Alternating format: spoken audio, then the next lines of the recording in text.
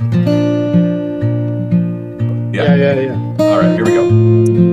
Well, thanks once again for joining me at Pastor's Positive Mental Health Institute. I'm Kirk, glad to be here. Another wonderful guest with a beautiful haircut joining me today. If you like this content, please like, share, and subscribe. And as we try to together build the church up in love and help one another so that we can do that very thing and help the church flourish. So let's not hesitate any longer. I just want to introduce you to Pastor Greg Griffith, and he'll tell us a lot about himself because we like talking about ourselves. If you didn't know that as pastors, we get a little winded at times. But so the first thing I want to know, Greg, is what kind of led you to the ministry? Yeah, it's a great question. It actually was another pastor. My pastor growing up, I got to go to what we have in our system, which is a national youth gathering. And I was the guy that got to go early and listen to what the day's events were, and then as a student, be able to share that with our team.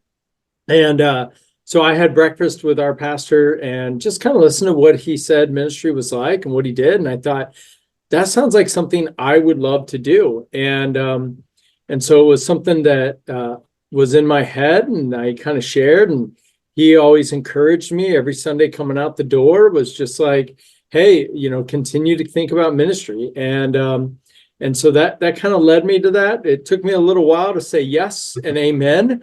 But it was where really the beginning happened, was someone seeing in me more than I saw in myself. And then me hearing about it and going, that sounds like something that maybe God is calling me to do for a vocation.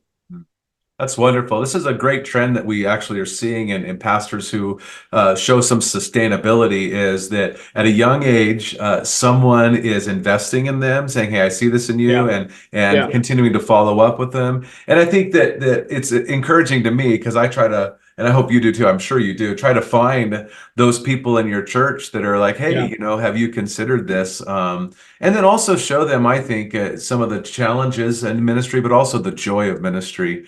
Even with all of its challenges and whatnot, there's nothing better to do, in my opinion, than to be in ministry and to serve the Lord. Although we do that full time, whether we really get paid for it or not, it's our job as ambassadors and as His children. So tell me about your church and your current role in the church. Yeah, so I'm at King of Kings Church in Omaha, Nebraska. As a California kid, I remember my pastor was from Seward, Nebraska, went to Concordia University, Seward, and he wanted me to check out Concordia University, Seward. And one day walking out of the church, he said, Greg, you really got to check out Concordia University in Nebraska. And I remember looking at my parents saying, I'm never living in Nebraska. And so I ended up going to Concordia Irvine. But then I was called here to King of Kings in 2019. And it's just been a wonderful church, a great spot for our family, a great place. I love Omaha. I love Nebraska. It is a small town feel with large city amenities, with the exception of pro sports teams, but that's okay. And then it's just been a great place. Our church, we just launched a second location. So we now have a multi-site. We're a multi-site congregation here. And we're just, our real niche is to love people and to transform lives by showing reliant, authentic, courageous, and generous life, and connecting people to God, each other, in the world. And we really are invested in kids and student ministry, and then invested in global mission ministries. And so it's just been a great place to serve, a great season for us to be in, and I'm really excited about it. Yeah, and just to give some background, isn't it, and you can correct me if I'm wrong, isn't it either the largest or one of the largest churches in our denomination? It's one of the largest. At one time it was the largest, but now I would say we're in the top five or so of the largest. So significant amount of people, a lot of working parts for ministry to your scale and scope. So how do you rely on church members to accomplish the work of the ministry? Well, we're always reminded that, first of all, any staff member here is not called to do ministry, but we are called to empower people to do and to live out their purpose. And so we want people to discover their purpose, meaning how are they wired? How are they gifted? to serve God, not only in their context of whatever community they're living in, but also in the context of their local church. And so for us, we need people to serve. And so we have attenders here who are serving. I would say probably on each weekend, we're somewhere around maybe 100 to 150 people serving there in the church, from kids ministry, nursery ministry, to production, to worship teams, to greeting, student ministry, next steps teams, and all those things. So so we couldn't do it without walking alongside and empowering others to be truly ministering to one another on any given Sunday. So maybe you can share some steps or some strategies that kind of encourages that and helps that to happen. Because I think, even as a small church, we're about 80 at my church, but that's kind of that we foster that, right? I always say that God didn't save you to sit; He saved you to serve. And so how has He wired you? And so kind of what do you do there? Or what are strategies, or what kind of culture has been built that fosters that kind of involvement? Yeah, first of all, I would just help people know how they're wired. And we all have this in us. We might all look at something and go, I'm naturally enjoy that. So know a person who's like, they're the person they're the baby whisperer. They just love to hold babies. Well, maybe they don't realize, gosh, you know what? Like, serving in a nursery is such a benefit. Imagine a mom being able to drop their kid off in a nursery and know that their child is cared for, and they can have a moment of respite to go in and experience a sanctuary of worship at peace, knowing their child is cared for, and being able to just have that time to be just mom and God, and then refreshed to go out and live that out.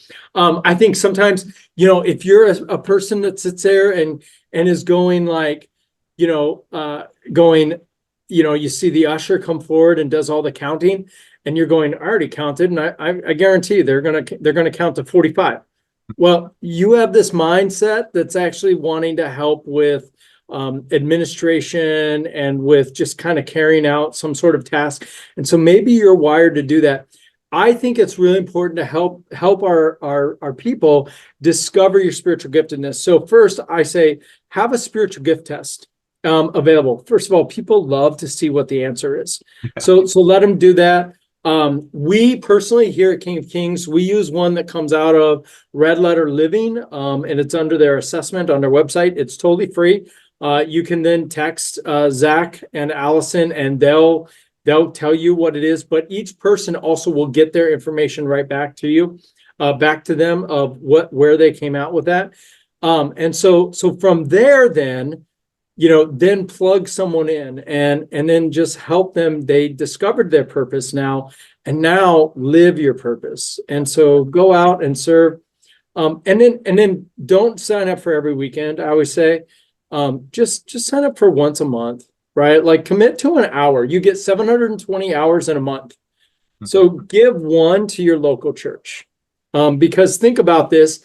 If you said you have about 80 people coming, if all 80 said, I'll just give 1 hour to my local church, you would go, this is great. We actually have more than we need, but we can find stuff. And they're just doing 1 hour a month. And so, and that way we don't have the burnout on that. Even taking the 80-20 rule, if 20% gave you 20 hours a month, you would go, this is awesome. Right. We love it. So discover your purpose and then get involved with a concrete step that's realistic. And to me, 1 hour a month is realistic for all of us. No, for sure. Yeah. No, that's great. I do this when I have new people show up after they've been here for a while. I do a class called What Now? Yeah. And that whole first class is, what do you like to do? What does it take to have the church function? And then what are things you like to do? And then how can you use what you like to do for the church? And there's some things that I would have never thought about that happen because someone says, I like doing this. And I'm like, awesome. Yes. And it's great. So So I like that. He kind of reminded me of the nursery story. I can't remember who wrote this book, but years ago, he had a large church and he was walking around to the different children's ministries, and someone was changing a diaper, and he said to the gal, he goes, "What are you doing?" And she goes, "I'm changing a diaper." He goes, "Are you sure that's what you're doing?" And she goes, "Yeah, you can see I'm changing a diaper." And he goes, "No, you're providing an opportunity for that mother to go and experience God in a real and undistracted way." And so I think giving the why and the bigger scope of the purpose of what they're doing is really important. So thanks for sharing that. That's great. Yeah. So can you tell me about a time in ministry where you have felt built up? Man, a lot of times it comes through. First, I've realized I've become, my love language has become words of affirmation. And so when I have staff or teams who write me notes, first I have a good note file. I also have a bad note file. It's called the circle trash can next to me. But by the way, I'll say this: any bad note written to me signed gets answered. Right. Any bad note written to me unsigned gets recycled right away, and I usually won't read it. But I have a good note file, and anytime someone writes me a good note, I put it in there, and that's something that just occasionally I'll go to just read. And I don't even just choose times when things are bad. Sometimes it's just nice to read those things again. So that builds me up. I think the other thing that I get built up with, for me, and this is personally for me, not only are words of affirmation, but when I see our church thriving without me. And that just builds me up, because then I know this is exactly what I wanted, where I get to just be a cheerleader. I don't have to be the guy that does it. Yeah. And that means I have a church that truly is a biblical church, where we get to use our gifts and our abilities in ways that we're called. And I'm a Barnabas. I'm an encourager. And so my greatest joy is being able to cheerlead those around us that are going and going and going. And so I get built up when I see things happen, or when people ask me things and I go, I have no idea. But I can't wait to go and experience what you're experiencing as well. And they're like, how do you not know? And I'm like, because I'm not doing it, but I get to participate in it just like you, and it's going to be awesome. Yeah, you're the pastor. You're supposed to know it all, right? There's so little I know. There's great joy in saying, I don't know, but we can find out, right? That's great. Yeah. So over the years, how long have you been in ministry now? It'll be 20 years in June. Okay, wow. Well, you started when you were like 11 then, right? Man, you're so kind. I love how bald guys unite together. So good. Don't look at the gray, right? No. I know. Leave this part out. Yeah. So what have you found to be one of the most challenging aspects of ministry? Yeah, I think for me, one of the most challenging aspects for ministry is expectations. And I think this is a challenge because every single person who comes to your church has an expectation for their pastor that's different. And I can't be it all. So there are certain things as a pastor I'm really good at. I'm a really good public speaker. I'm a good preacher. I'm really good at setting vision and seeing a puzzle and like figuring out how to make it all work together. I'm really bad at care ministry. I'm not a good shepherd. If you want me to come to the hospital for you, I'm going to be there like 5-10 minutes at the most. I just, I'm not the guy that's going to spend the night and sleep on the floor with you as a pastor. If you're looking for counseling, please don't come to me. I'm not a good counselor. I need a counselor. I have my own counselor. And so, those are the things that have been a challenge for me always, is that sometimes people will come with expectations that they think I should do, and they don't realize that I'm a member of the body of Christ as well, which means I have a giftedness as a part of the body, but I'm not the whole body. And I would even say this: I think our my training, I shouldn't put this on everybody. My training in seminary felt like they trained me to try to be a little bit good at everything. And the reality is when we want to do everything, we're never going to be great at anything. And I think God has actually wired us to be great at some things and then rely on others to be great at other things. And so that's always a challenge for me. At 20 years and in my mid 40s, I guess late 40s coming up, I've gotten more comfortable with saying to people, you know what? I would love to do that, but I'm not the right guy for that. If you really want this done well, here's a person like for here. If someone says, hey, I'd love a hospital visit, I look at them and go, hey, I would love for you to be visited in the hospital. Let me connect you with Karen, who is our chaplain, and she's going to spend an inordinate amount of time with you, pray over you, and follow up with you. And you're going to know you're the most important patient in that hospital for her. Mm-hmm. And so that's been one of my challenges, and now how I deal with those. Yeah, no, that's really good advice, especially with young pastors. And when you go to smaller congregations too, there's this pressure to be everything, and it's okay to admit that you're not great at everything. Yeah, and so even if you don't like going to hospital visits, and you just say, "Hey, look, this is hard for me. I'll come by and I'll see you, but I'm not going to hang out with you too long. I'll do what I can." And I think sometimes that's okay. And the thing about expectations, one of the things in my research that we discover is this idea of this ambiguous expectations, ambiguous job descriptions, all this. Yeah. And usually the unmet expectations aren't realized that they're expectations until you don't meet them.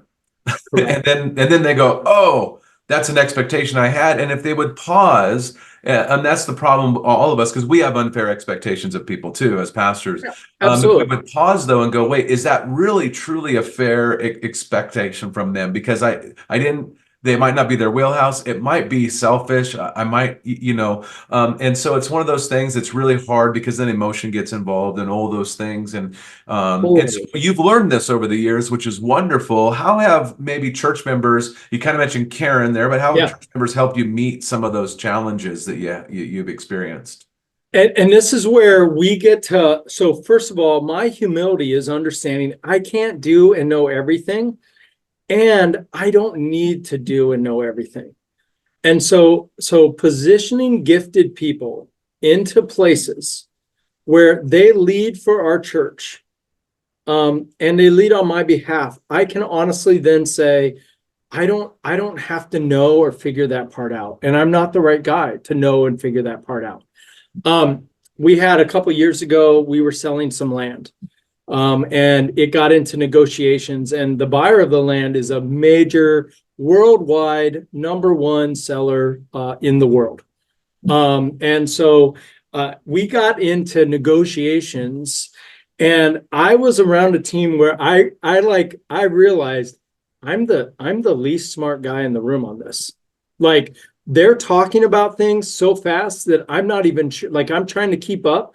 Yeah. And I realized my #1 gift here is I can open this thing up in prayer. Yeah. But I was so thankful for these businessmen, these lawyers, these women of strategy and development and systems, these men and women that came around and were able to talk. And this company was like, we expected to get just a board of people like Nebraska. So they thought it'd be a board of farmers who are smart, but not always in the business world, right? Not in the legal world. And they were shocked. And that's where I looked and I said, this is where we have a church that is depending on people to use the skill sets that they've been given by God to do the work that God's calling us to do in the most effective and efficient way. This is stewardship of good ministry. And so I, as a pastor, didn't need to be able to say, oh, I know how to negotiate this and I know what to do. I don't. I've never been trained, even though my mom was a large claims negotiator, I've never been trained in the art of negotiation. Right. And so we have to give up that. And then that's when too, I didn't have a burden. I was able to go, hey, I'm just fortunate to be on the phone call. Like, this is awesome for me as a pastor who loves to dabble in business and in marketing, to hear this and be a part of this, but also recognize my role. And my role there was to be like, hey, here's our deal. As a church, we can't develop that land. So let's sell it and let's see what God's leading us to do even greater outside of it. And so then I got to do my role, they got to do their role. And at the end of the day, we got to all celebrate. Yeah, and the company that was negotiating was like, oh man, we're gonna have to pay more or whatever, right? They did actually, which was awesome. Yeah, and but then if it didn't work out well, you could say it wasn't my fault. I didn't do anything. No. Always accept that. Yeah. Yeah, no, that's good. That's a great example of, again, and I think that what you're hitting on, Greg, which I really appreciate, is that church members need to know that they don't have to do. I'm gonna use the term churchy things to serve in the church. Use how God has gifted them where they're planted, and use that for the kingdom of God. And so, I love that message, and it's not hard. Like even talking about the 1 hour a week, but just it's not hard even wherever you're at to say, man, I'm going to do this for the glory of the Lord. Colossians 3 kind of tells us whatever you do in word or deed, right? Do all for the Lord. And so it's great. My dad told me years ago, he goes, you'll never get paid what you're worth, so you better work for something else. And now he was referencing Colossians 3. So I appreciated that. So tell me how someone in the last 2 weeks in your church has made you smile.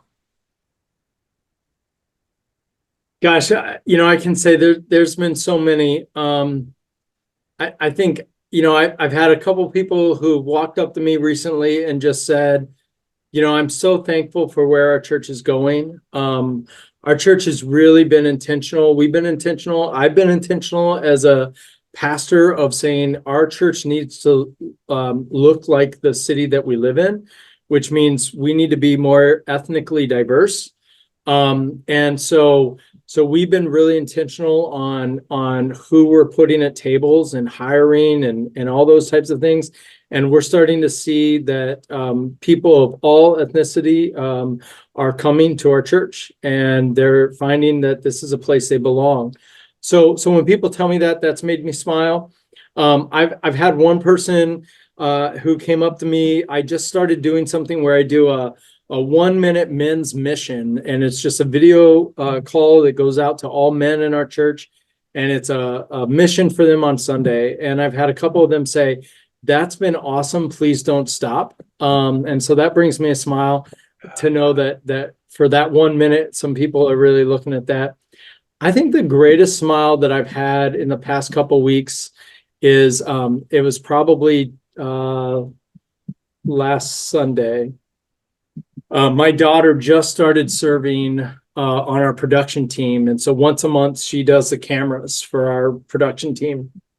And a person who's gifted in this, a volunteer, was on our staff at one time, came up to me the other day and just said, your daughter's really good at this, and we're really thankful for her. And I'll tell you, as a dad, nothing makes you smile greater than to see your kid love Jesus, love to serve Jesus, and other people to just see what God has put in them. So that makes me smile too. Yeah, no, that's good. It's wonderful when you have those moments. I had one of those a few weeks ago with my daughter, who was serving at her husband's a music director at a church, and her tattoo artist said, "Hey, we're coming to church and we want to get baptized after a while." And she's been getting tattoos from him for 6 years now or so, and it's been the long game, always talking. So, that was just like, she goes, "I just need to tell you," and I'm like, "Oh man, that's so cool." It's really, I love the long game, but one of the things that you mentioned there is something that's really important, as we've noticed, and that I've noticed in my research, is this genuine this idea of thanking you for specific things, which is really important, because people will say every week to us, "Hey, thank you," or "Good message," or they won't say anything, which sometimes is fine too. But when they come up and say something like, "Hey, these men's things," like you just said, these videos, please don't stop. They're really impactful. Or, "I love the direction. Here you are, the sacred calling that we hold close to the chest, and saying, I'm leading, and it's with my heart." and they're like, we really like what you're doing. That just means so much. That specific words of affirmation and gratitude, it helps us know that we can do our job, and it builds since it says positive mental health, it builds our positive mental health. And Paul in his writings would say, I thank the Lord for these people because they've refreshed my spirit. And so most of it because they were engaged in some type of work, and they came and they helped serve him. And so I really like that. If you were to boil it down into a sentence or two or something, what is the desire for the people at your church, or your desire for them? I think the desire I have for our people at our church is to just love God and love others.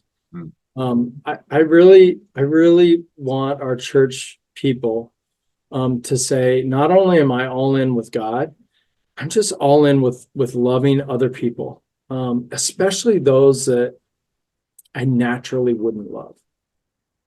And so who's different than you that you are loving, even though they're different than you?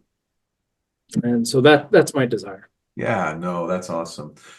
So just so everyone knows, I'll put the link to King of Kings in the comment section. And many of you might have watched this will be about a month ago now, Zach Zender, who is a co-laborer with Greg at King of Kings, and just two dynamic gentlemen who are doing a lot for the Lord, and I really appreciate that. So again, we want to say thank you to Greg, and I want to encourage you to like and subscribe and share. Don't miss any content. If you have questions, please feel free to reach out to me. All that information will be in the comments, and together we can work together to build the church up in love and help it to flourish. Thanks.